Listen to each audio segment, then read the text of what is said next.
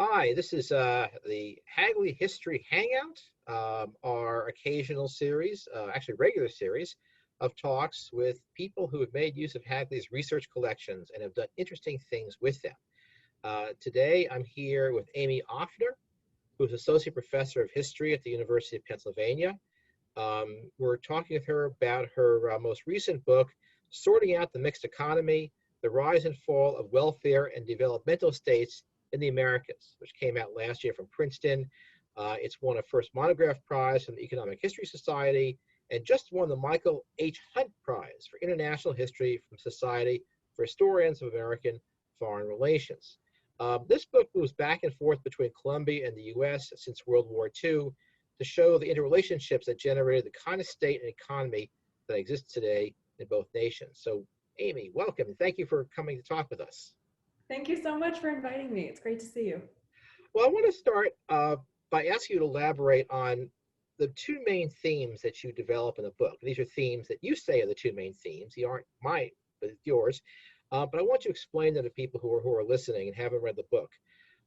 So the first one to respond to is you argue that what is commonly called neoliberalism today, which maybe you can define, is not so neo as both the advocates and the critics of it like to claim.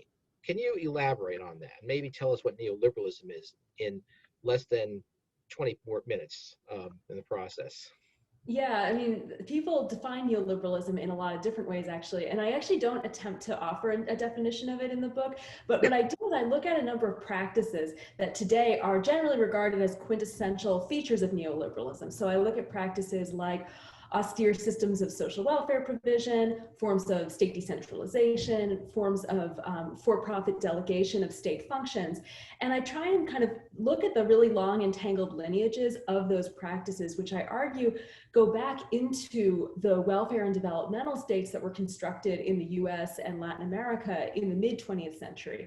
And so in that sense, most of the literature on neoliberalism, whatever definition it offers, it suggests that the 1970s and 80s are a time of incredible rupture, a time when sort of the world gets turned upside down and all of the kind of ideas and practices that characterized Keynesianism or developmentalism sort of get thrown out the window and get displaced by a radically new set of ideas.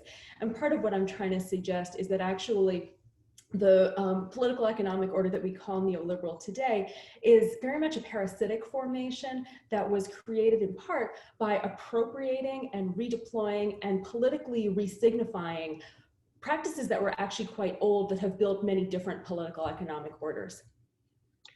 We'll come back. Maybe I'll ask you this now. I'm going to come back to it later, but maybe I'll just stay on this point.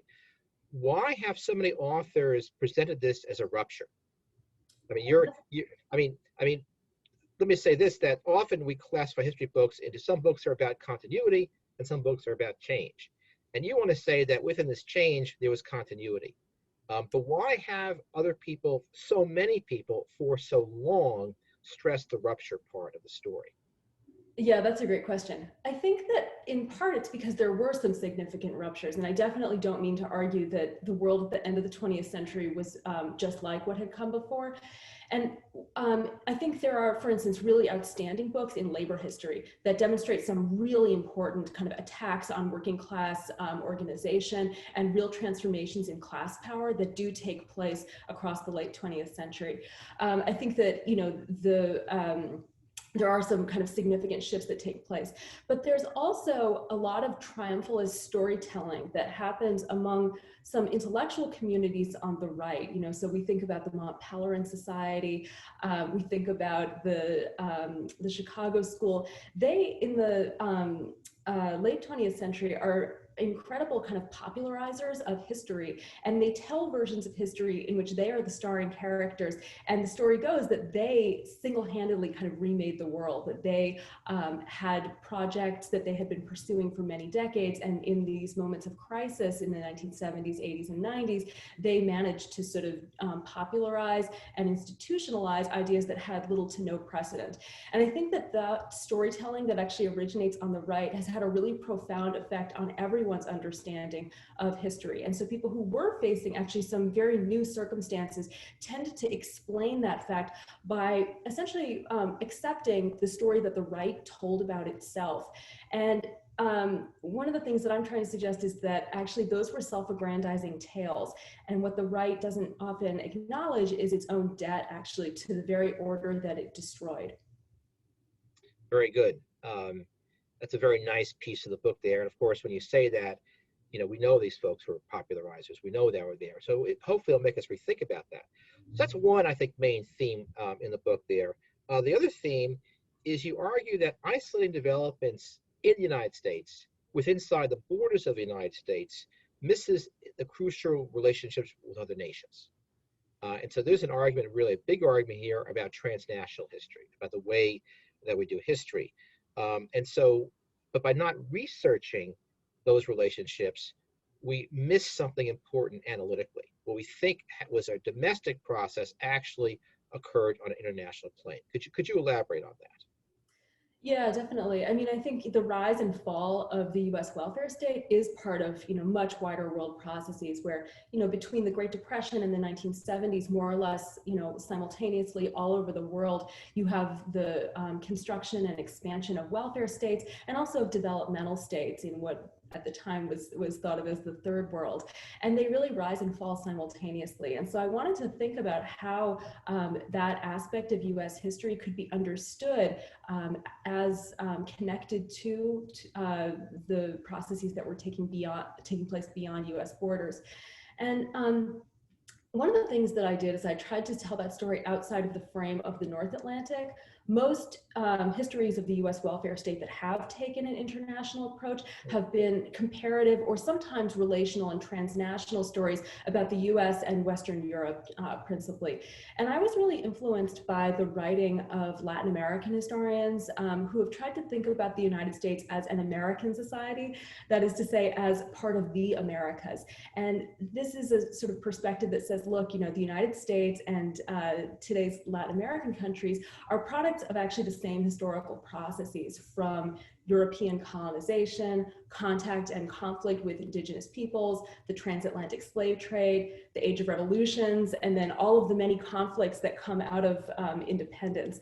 And so I decided to try and look at the conjoined process of state formation in the United States and in Colombia, which there's no typical or representative Latin American country. But to my surprise, I found that Colombia was a country that was very richly connected to the United States, to the Bretton Woods institutions. And at mid-century, many development theorists and development institutions thought that Colombia was a model of capitalist development. And so I follow the traffic of people and ideas and funding and corporations and volunteers that move back and forth between these two countries in order to try and understand how we can understand the process of state formation and capitalist transformation in these countries as connected and proceeding together historically in time. Let me step back, push you back a second. You use the term developmental state, which is not, I mean, we sort of understand what a welfare state is, but I'm not sure people understand without reading your book, which I haven't done yet, what a developmental state is. So what do you mean by these developmental states that you're looking at in Latin America? Yeah, that's a great question. In Latin America and in much of what the mid-20th century was called the Third World, the Great Depression and then the World War II and the process of decolonization gave rise to conceptions that one of the central functions of government was to remake national economies in the interest of national development, which itself was a kind of a term that was being defined and being redefined at this time. And one of the central ideas behind developmentalism in the Third World was that actually systems of international trade and investment had condemned either colonial societies or post-colonial societies to poverty.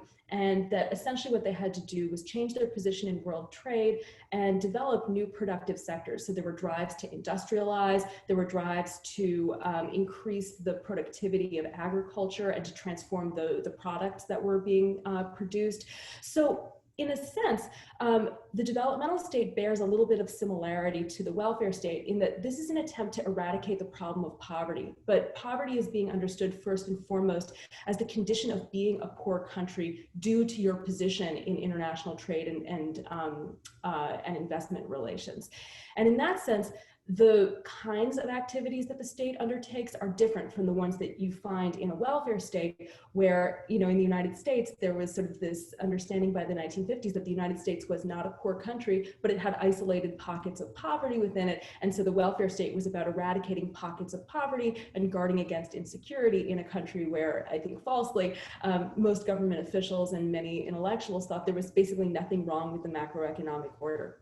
So these are two different kinds of states. They have kind of somewhat different legitimating functions, but both of them are very concerned with the role of the state in eradicating poverty, understood either as the poverty of the nation or poverty within the nation. Now, when you chart this process, you have a very nice device, which I want to ask you about, of David Lilienthal, for a New Dealer, who seems to be following the Hobbit subtitle, There and Back Again, as he moves from the US to Colombia and around, and he gets all over the place.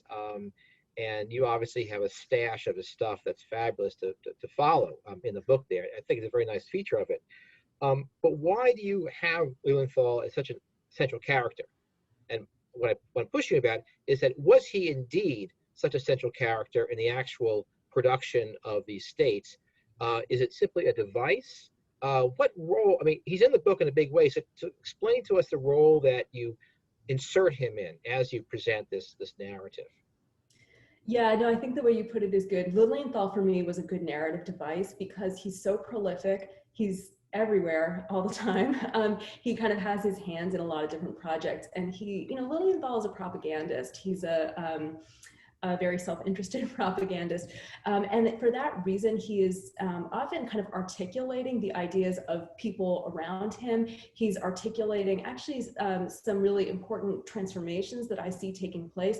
I don't think that David Lilienthal himself caused almost anything to happen, but he's a really incredible guide to a lot of the transformations that I was trying to chart. And so I did use him, and I use a few other figures who likewise just left an incredible archive of material. I use them as narrative devices. Lilienthal, to me, exemplifies one of the processes I'm trying to look at in the book, which is the kind of the mobilization of businessmen in both the United States and Colombia to shape the welfare and developmental states and to extract profits from them. And that's an aspect of the history of the welfare state and the developmental state that's often, I think, been a little bit understated. People sometimes retrospectively have this idea that, well, back in the mid-20th century, states really did a lot and the public sector was on the rise. And then, capital takes on those functions after the 1970s. And part of what I try to tell through Lilienthal's kind of peregrinations is a story about the ways in which private capital was constantly inserted into projects of state formation and the way that it extracted actually a lot from the expansion of the state. Well, let me ask you to put a mirror to Lilienthal, I'm having trouble with his name, and tell us there's a number of Latin Americans you follow, Colombians, which I think is in part a way to balance this relatively famous figure for U.S. historians. Who is sort of his doppelganger in Colombia? Who you trace, who you use in it's almost an equivalent kind of way? Well, I guess there's a few Colombians who Lilienthal is very much intersecting with. I mean, in his own life, the two Colombians he's intersecting with are Bernardo Garcés Córdoba, who's a notable Colombian capitalist and the first executive director of Colombia's first regional development corporation. And then there's another Colombian businessman named Reynaldo Scarpeta, who is very involved in the creation of the first MBA program in Colombia. But in the book, actually, the person who is most his doppelganger, kind of a foil to him, is somebody who, as far as as I know, he probably never met actually. And it's an economist named Eduardo Wiesner, who in the 1980s became the Western Hemisphere director of the International Monetary Fund and was very much involved then in negotiating structural adjustment agreements in Latin America. And in the 1990s, he becomes a consultant to the World Bank, advising on the process of state decentralization. So Wiesner is a figure that we very much associate with the implementation of neoliberal economic policies in Latin America. And what I do in the book is, these two figures who actually in their own careers never, as far as I know, met, I look at both of them from the perspective of the Cauca Valley in Colombia, and I show how both of their ideas were very much formed through their engagement with transformations of the wealth of the developmental state in the Cauca Valley, and how you can see the ideas that Wiesner developed actually growing out of the kinds of activities and ideas that Lilienthal had promoted in that context decades earlier. So what you have is one case, the U.S. New Dealer going down to Colombia and then back, and then you have the Colombian moving from a Colombian policy to a hemispheric policy to a world policy, adopting these ideas. And I think, and when we do this kind of transnational history, following the movement of people is also how you could follow the movement of ideas. Absolutely, and these are two figures who, just as you say, were really central to the construction of welfare and developmental states. Lilienthal being a really famous face of the New Deal, and Wiesner, before he goes to the IMF, being very much entangled with the growth of Colombia's developmental state. And so both of them seem to present conundra in that by the end of their careers, they are involved in what we think of as activities of reaction. And what I try to show is that actually they developed their ideas from their experience within welfare and developmental states, and that both of them, as you note, show how ideas that were very much cultivated by Colombian experience come northward. Lilienthal into the Great Society, and Wiesner into the Bretton Woods institutions in Washington. Well, what is it about Colombia that makes it such a fertile, place, for these ideas? I mean, this is not a usual trip for a book, if we say, to pick out what usually if this is done, which is not done very often, Latin America sort of functions as this unit. Usually an individual country isn't picked out. Why Colombia? That's a great question. I mean, and I think to the extent that individual countries have been picked out, you're more likely to hear about other ones. So the story of the Chicago boys in Chile is very well known, and deservedly so. Colombia is not a place in general where people have gone to study the sorts of questions that I'm studying. Colombia today is the least studied of the large states in Latin America. And people think that, if you want to study Colombia, it's because you want to study drugs or security policy or political violence.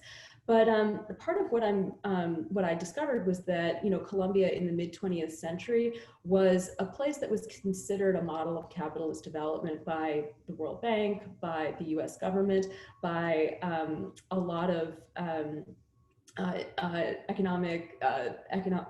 development economists at the time. And in part, this is because Colombians themselves had a really long history of doing politics by enlisting foreign advisors. This is a form of political contestation that you find not only in Colombia, but in many Latin American countries, where essentially when there's a conflict taking place over what the course of national policy will be, one way that you can get an edge is by calling in a foreign advisor who will back up your position and sort of lend credence to it.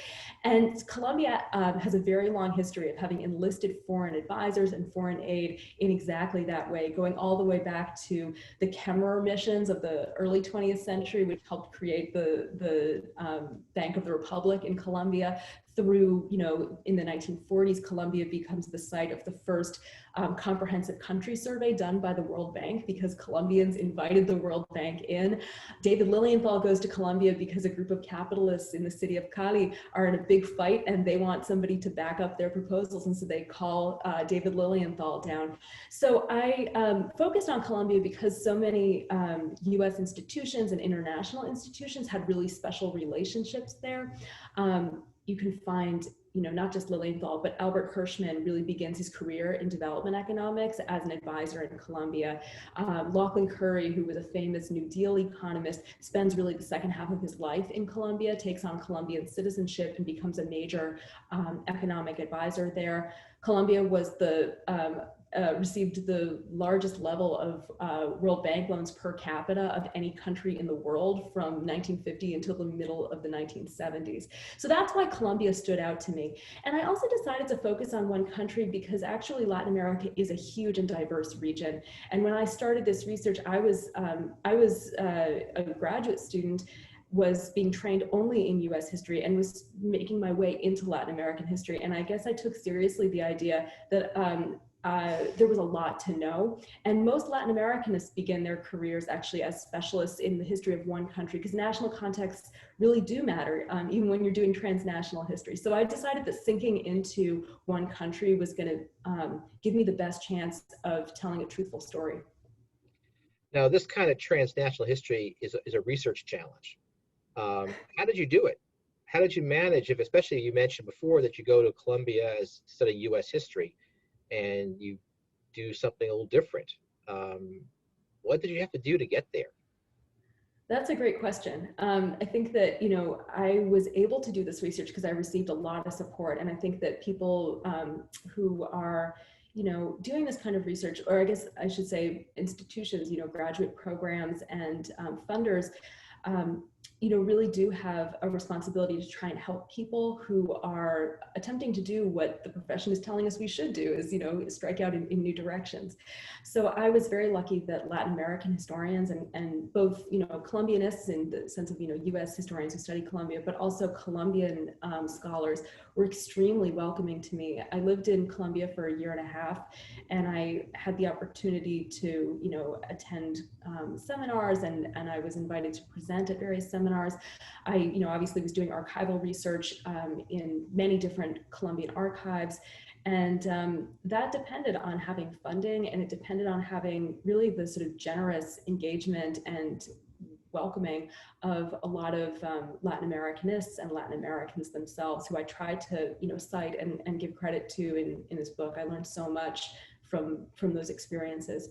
And to some extent, I think also the story is just probably a story that isn't entirely different from somebody who's doing research anywhere, which is that there's a lot of dumb luck and there's a lot of coincidence that leads you into interesting paths. There were archives that I ended up working in that I didn't really know at the time were not as widely used as it turns out they were, and I was just too stupid to know not to go and ask.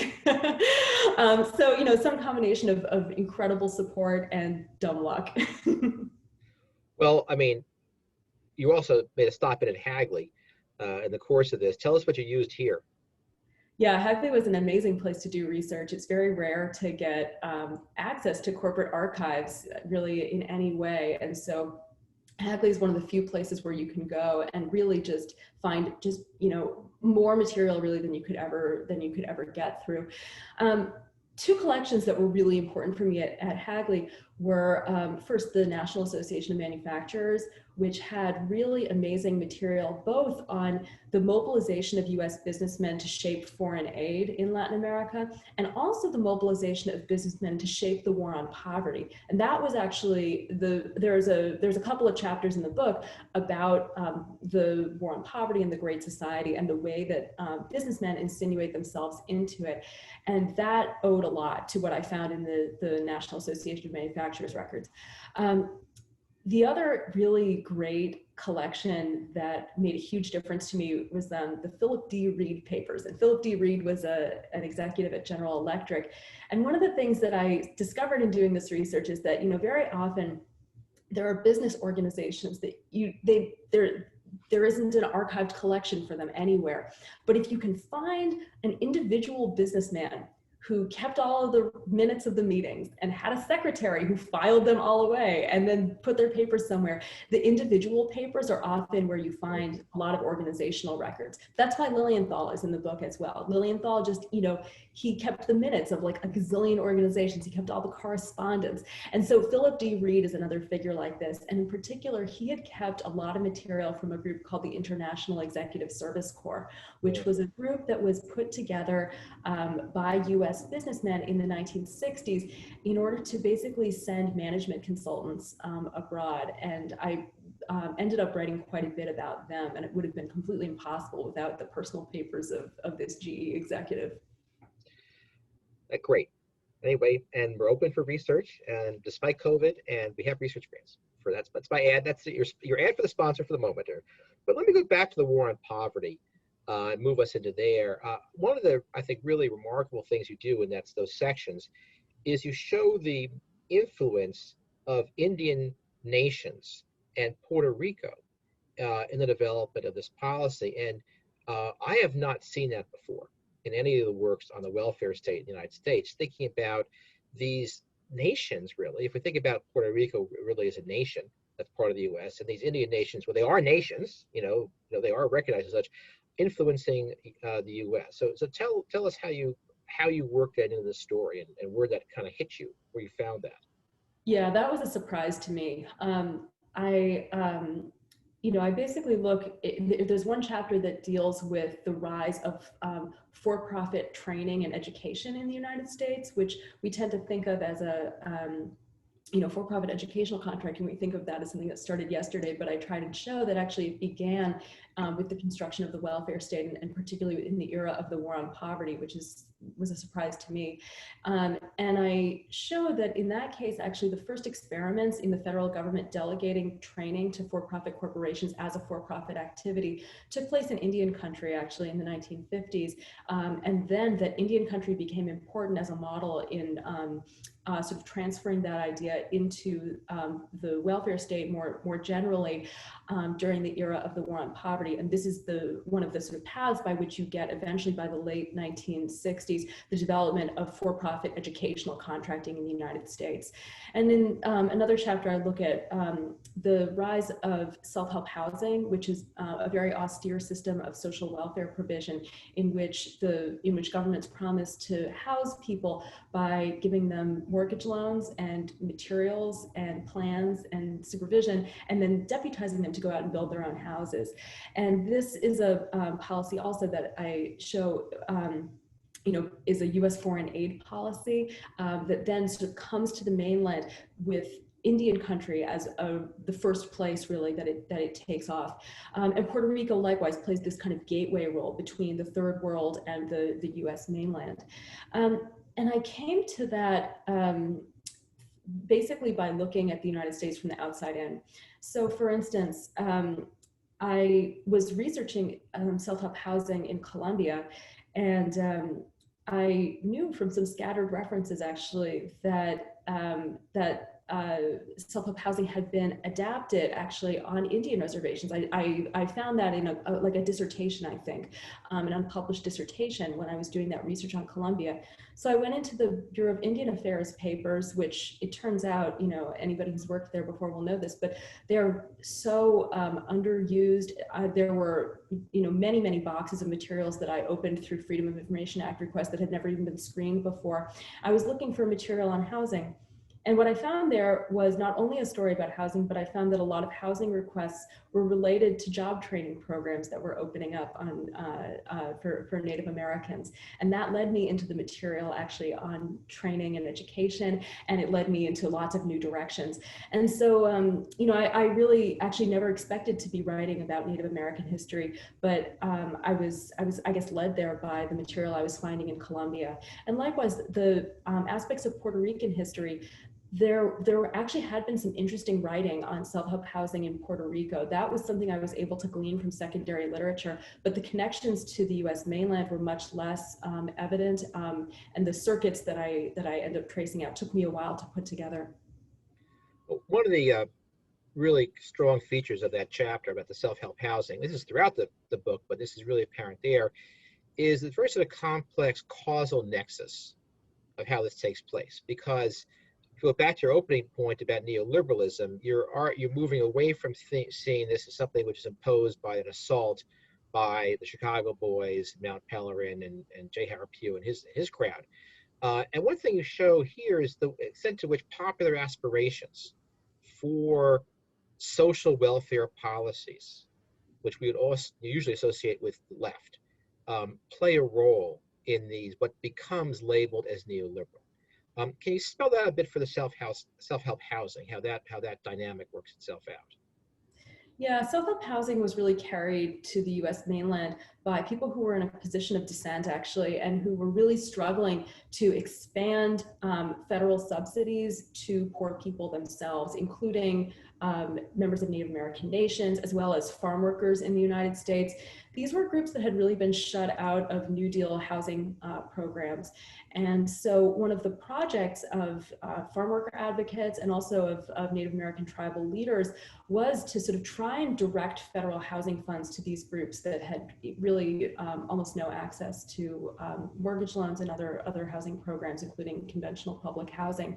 And so there's a really sort of there's an ambiguous and contradictory quality to the what's happening in the 1960s, where on the one hand, these groups are promoting self-help housing as a way to channel federal funds to these communities. And in that sense, they are unquestionably expanding the reach of the welfare state. And in some ways, they're making it, they're opening up kind of progressive possibilities in a context where, for instance, I look in California, where self-help housing was a way of bypassing the power of local housing authorities that were run by growers that were, systematically using housing policy to marginalize and exploit farm workers. And so the idea of self-help housing was to create a direct, government mortgage loan between the federal government and the farm worker, and in that sense, displace the power of growers. But on the other hand, it's also creating a form of housing provision that recedes from the model of public housing, in that it offers much smaller subsidies to poor people than public housing did. And it also sidelines the idea of public construction and ownership as a foundation of shared economic security, and idealizes, individual home ownership instead as the foundation of well-being. And those aspects of self-help housing prove very congenial to the right wing. Those are things that can be celebrated by people who want to do away with public housing for right-wing reasons. And so this is a deeply ambiguous program. Many of its advocates think that what it really is a wedge to open up the welfare state. They believe actually in the creation of many more kind of forms of public housing in the United States, and they think that this is sort of part of a social democratic program for the United States.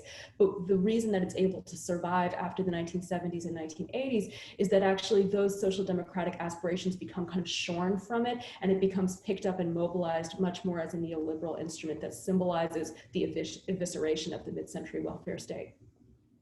Well, there's an echo in what you just said, and indeed throughout the book, of a very sort of older historiography, which we would call the sort of the new left critique of progressivism in the field. We're thinking about, Gabriel Coco and James Weinstein, late 60s. And just to summarize for people who haven't read this material, it basically said that the progressive era created these institutions to ameliorate bad things in the economy. And when they did so, they did it to create undemocratic ways of controlling problems. And it had a function, an anti-democratic nature, where popular pressure was diffused into boards and agencies that were distant from electoral control and popular control. So just a word there. And so there's an element in yours which picks up on this, where these story you tell of this popular aspirations for housing, it gets channeled into these places where the individuals have very little power.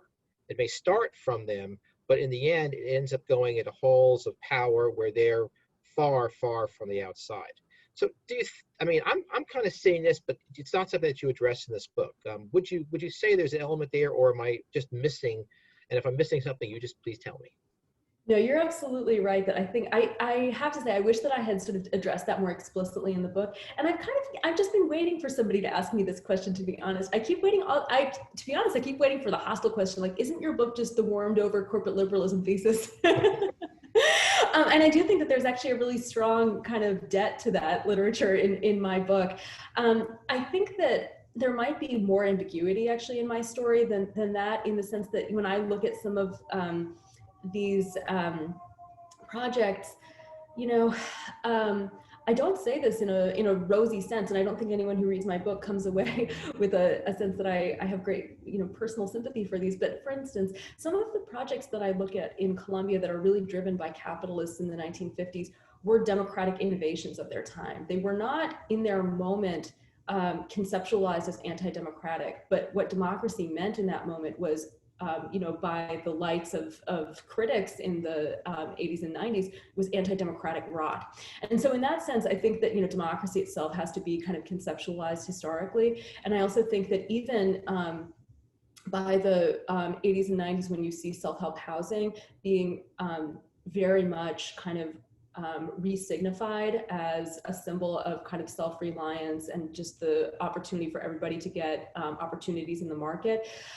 Even then, it's absolutely true that the people who are participating in self-help housing programs have very little control over the really consequential decisions about financing and eligibility, and the possibilities are so constrained by that fact.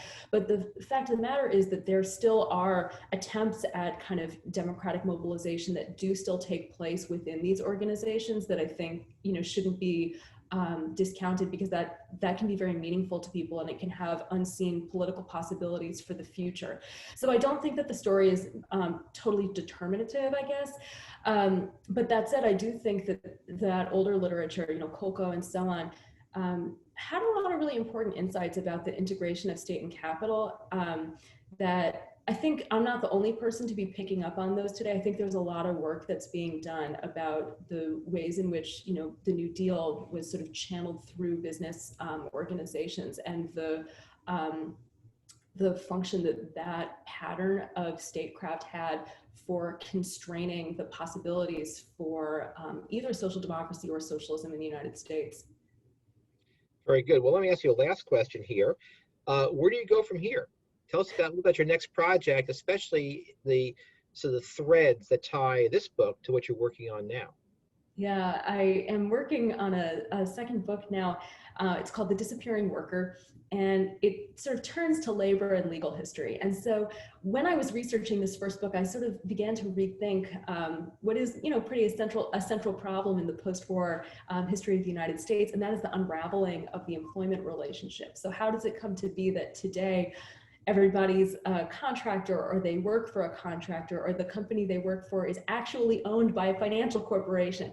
And the, you know, consequence being that very few people have a legally recognizable status as an employee of the company that purportedly employs them.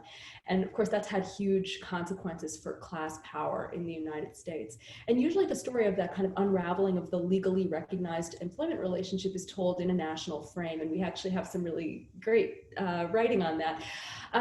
One of the things that I was finding when I was doing research for this first book was that there were processes of kind of unraveling the employment relationship that were taking place in the mid-century third world, under the auspices of developmental states, that I had not expected to find, and I began to wonder about how they might be connected actually to this late 20th century process in the United States. So the book is sort of looking at the ways in which US multinational corporations were operating in the third world, a context in which they thought there was, you know, great profit to be made and great opportunity for them. But the third world is a place of tremendous social and political upheaval, and they are facing a lot of political and social challenges there. And one of the things that many companies, I argue, are coming to recognize is that it's a liability to be the boss. It is a liability to actually employ workers. And they start to become interested in ways that you can invest in the third world without actually technically employing anyone. And so I am trying to look at examples of these kinds of forms of corporate restructuring that are taking place in the third world. And then because multinational corporations are multinational, I'm interested in looking at the processes of learning and the ways that lessons about labor management developed in the mid-century third world get transposed and adapted and redeployed to the first world after the 1970s. Yeah, you see the model. Well, I'll just say too that Amy was here recently, funded by the National Endowment for the Humanities on a fellowship to do some work on this book last summer. So more coming from that for our audience. So I'm going to bring this to a close. Amy, thank you so much for Thank you. sharing your thoughts. You all should pick up her book.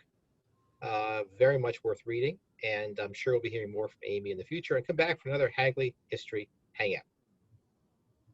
Thanks so much, Roger. This was really fun.